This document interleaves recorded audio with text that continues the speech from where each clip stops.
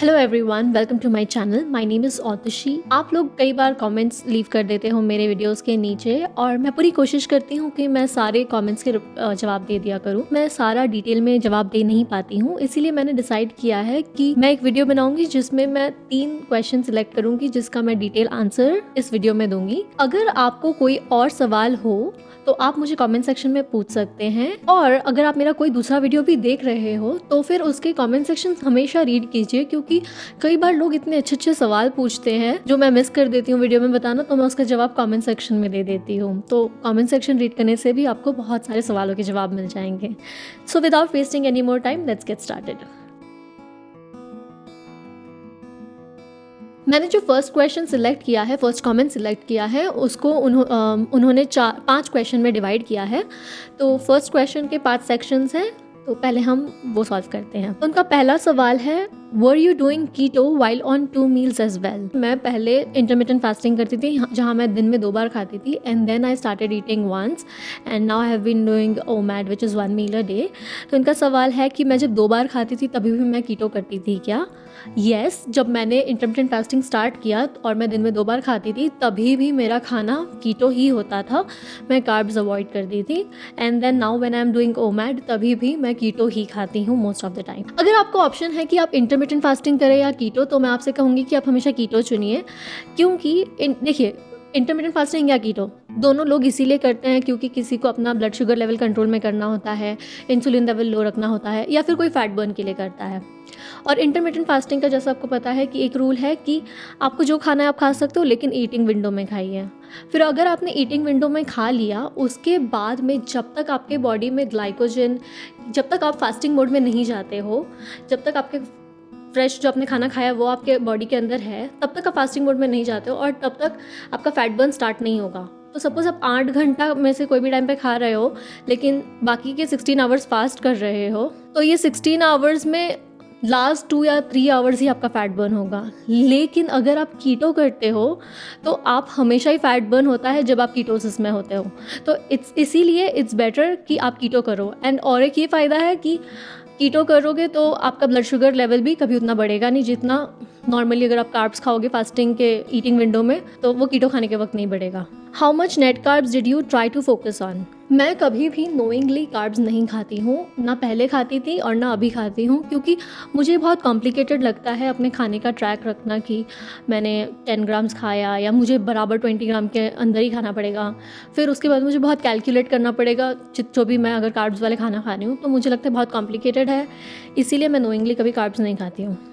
Next question is, how do you track your net carbs, would you recommend a specific app. As I already said that I do not take carbs knowingly, तो फिर मुझे track करने की ज़रूरत नहीं पड़ती है, ना उसके लिए कोई ऐप रखने की ज़रूरत पड़ती है। Next question is, what is your take on keto side effects like rise in uric acid, loss of potassium.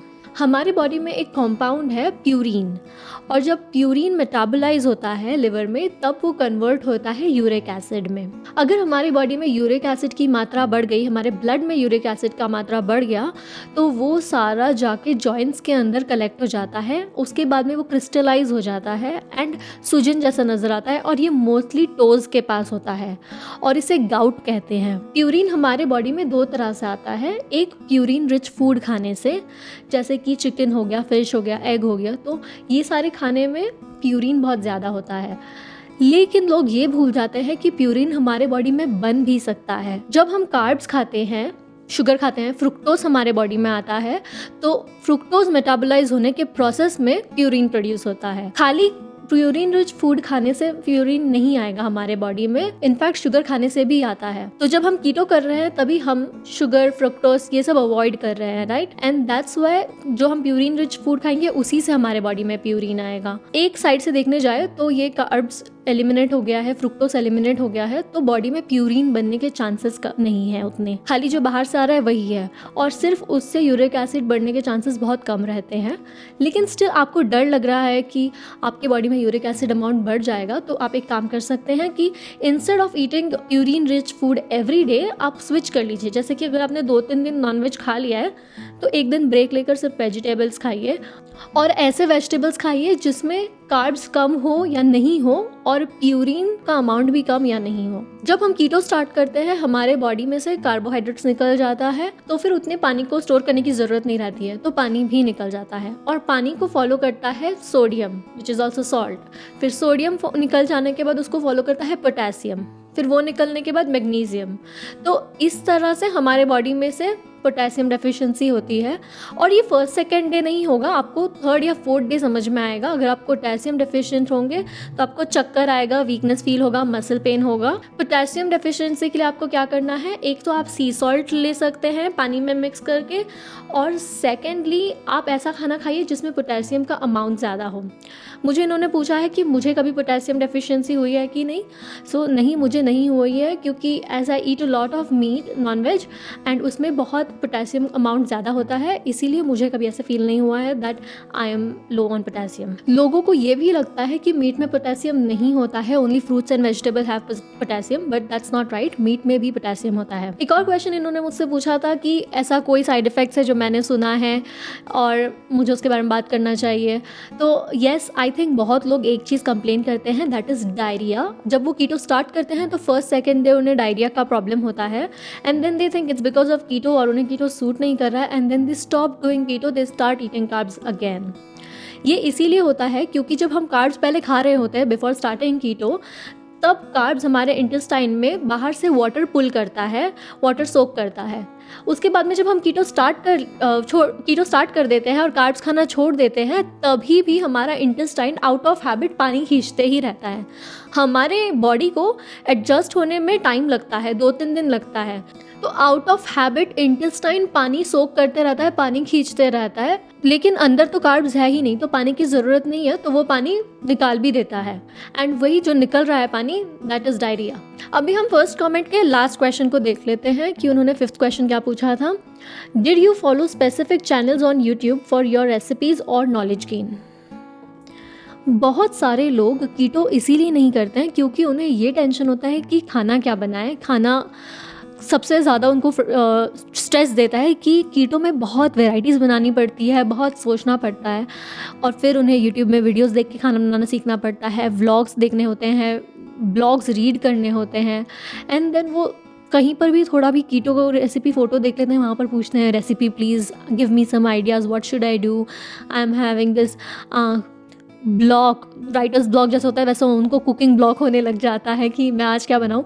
लेकिन I think we should keep it very simple, and the answer is no, I do not follow any channel or any recipe book to cook for my keto diet. I keep it very simple. मेरा एक ही फंडा है कि खाना बनाने में 30 minute से ज़्यादा कभी नहीं स्पेंड करने का। What I do is I decide मुझे आज ये वेजिटेबल बनाना है, या फिर आज मुझे ये चिकन बनाना है या फिश बनाना है। I have same मैरिनेट करने का masalas, I just marinate it, either grill it or saute it. कभी अनियन टमाटो डाल के वेजिटेबल को सॉटे कर दिया, या फिर कभी मैं 4-5 वेजिटेबल एक साथ ले लेती हूँ। For example mushroom, bell pepper, फिर उसके बाद में थोड़ा सा एग डाल दिया, फिर प्रॉन्स चाहिए तो वो डाल दिया, ब्रोकली डाल दिया, सारा डाल के अनियन टमाटो डाल के सॉटे किया, and I am done. In fact मैं आपको भी यही सजेस्ट करूँगी कि खाने को सिंपल रखिए, क्योंकि हम कीटो हमारे हेल्थ के लिए कर रहे हैं, हेल्थ बेनिफिट्स के लिए कर रहे हैं। हम इसीलिए नहीं कर रहे हैं ताकि हम रोज़ टेस्टी खाना खाएं। स्टार्ट में आपको शायद बोरिंग लगे, उसके बाद में आपका खुद का हैबिट हो जाएगा, and you will be like it's okay. मैं नहीं सोचते बैठती हूँ कि मुझे आज मैंने ये खाया तो मैं कल नहीं खा सकती हूँ। अगर आज खाया है और कल भी कीटो ही कर रही हूँ, कल भी मैं वो सेम चीज़ खा सकती हूँ। स्टार्ट में शायद बोर हो जाए, बट बाद में हैबिट हो जाता है, और आपको अच्छा भी लगेगा कि खाना बनाने में इतना टाइम नहीं जा रहा है। You will have time to do something more productive. Second comment is it okay to do intermittent fasting if a person is hypothyroidism patient. Hypothyroidism होने के कई सारे रीज़न हैं, लेकिन उनमें से 2 मेन रीज़न है, ऑटो इम्यून और इन्फ्लेमेशन। और ऑटो इम्यून का भी एक रीज़न इन्फ्लेमेशन ही है, और इन्फ्लेमेशन कम करने के लिए आपको सबसे बेस्ट है कीटो और intermittent fasting. There are other things जो आपको इन्फ्लेमेशन कम करने में हेल्प करेगा, जैसे कि गुड स्लीप, एक्सरसाइज। लेकिन अगर आप कीटो और इंटरमिटेंट फास्टिंग करें तो आपका इन्फ्लेमेशन कम होगा, एंड अगर इन्फ्लेमेशन कम हुआ तो फिर आपको आपके थायराइड के कुछ फंक्शंस वापस भी मिल जाएंगे। अगर आपका थायराइड बिल्कुल काम नहीं करता है तो वो शायद थोड़ा काम भी करने लग जाए। इसीलिए अगर आपको थायराइड है, हाइपोथायरॉयडिज्म है, तो आप इंटरमिटेंट फास्टिंग कर सकते हैं, उसमें कोई प्रॉब्लम नहीं आएगा। Now let's hear the third comment and that will be the last one. मुझे हाइपोथायरॉयड है और मैं पिल्स भी लेती हूँ, मेरा वेट भी ज़्यादा है और मुझे प्रेगनेंसी कंसीव करने में भी प्रॉब्लम हो रही है। आप बता सकते हैं मैं क्या करूँ, जैसे एक्सरसाइज या कुछ जिससे मेरी प्रॉब्लम दूर हो सके। ये कंसीविंग रिलेटेड क्वेश्चंस मुझे कमेंट सेक्शन में 2-3 लोगों ने पूछा और उसके बाद में इंस्टाग्राम पर कुछ लोगों ने पूछा, देन फेसबुक पर कुछ लोगों ने पूछा। तो मुझे लगा कि ये सवाल जब इतने लोग पूछ रहे हैं तो मुझे इसे इग्नोर नहीं करना चाहिए, इस क्वेश्चन को तो एटलीस्ट एड्रेस करना ही चाहिए।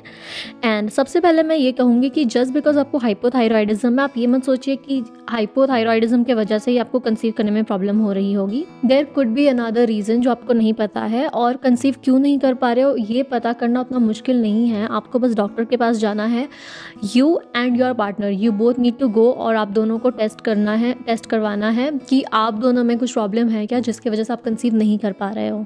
और अगर आप लोग दोनों का नॉर्मल आ रहे हैं सारे reports, then you have to find the root cause. जैसे मैंने आपको बताया कि हाइपोथायरॉयडिज्म का रीज़न ये हो सकता है कि आपके बॉडी में इन्फ्लेमेशन ज़्यादा है, इन्फ्लेमेशन की वजह से ऑटो इम्यून डिजीज़ है, और ऑटो इम्यून की वजह से आपको हाइपोथायरॉयडिज्म है, एंड देन हाइपोथायरॉयडिज्म की वजह से आपको PCOS हो सकता है। So everything here is connected, right. तो अगर ऐसा कुछ है आपके साथ, तो अगर आप डाइट बराबर करते हो, इंटरमिटेंट फास्टिंग या कीटो करते हो, अपना कार्ब्स इंटेक कम करते हो, शुगर बॉडी में कंट्रोल करते हो, इंसुलिन लेवल ज़्यादा नहीं होता है, तो जाके आपके चांसेस इंप्रूव हो सकते हैं कंसीव करने के। दैट्स वाई नेवर थिंक कि just because you have hypothyroidism आप कंसीव नहीं कर पा रहे हो, there could be another reason. इसीलिए पहले आप टेस्ट करवाइए और उसके बाद में आप डिसाइड कीजिए कि आपको आपका डाइट ठीक करना है या आपको कोई मेडिकेशन लेना है, ये आपको आपका डॉक्टर बताएगा। रिगार्डलेस ऑफ रीज़न कुछ भी हो कि आपका शायद आपको कोई प्रॉब्लम नहीं है, स्टिल इट्स वेरी इंपॉर्टेंट कि आप अपने डाइट का ध्यान रखें, क्योंकि अगर आप आज केयरलेसली लोगे तो आपको फ्यूचर में प्रॉब्लम होगा। इसीलिए मैं हमेशा कहती हूँ, जैसे मुझे बहुत लोग पूछते थे पहले that why am I doing all this, why am I doing keto, why am I doing fasting, and not because I want to lose weight or anything, it's just because I don't want in my future कि मुझे diabetes हो, blood pressure high हो, या फिर ऐसा कोई problem हो जो मैं आज प्रिवेंट कर सकती हूँ बट नहीं किया बोल के मुझे कल हो गया। सो या दैट्स इट गाइज, आज के ये 3 कमेंट्स थे जिसके मैंने आपको जवाब दिए। अगर आपके माइंड में कोई और सवाल है जिसका मैंने आज तक कभी जवाब दिया नहीं है या फिर एक्सप्लेन नहीं किया मैंने किसी वीडियो में, तो आप मुझे कमेंट सेक्शन में ज़रूर पूछिए, मैं उसका वीडियो नेक्स्ट वीक बनाऊंगी और आपके सवाल का जवाब दूंगी। Till then take care and good bye.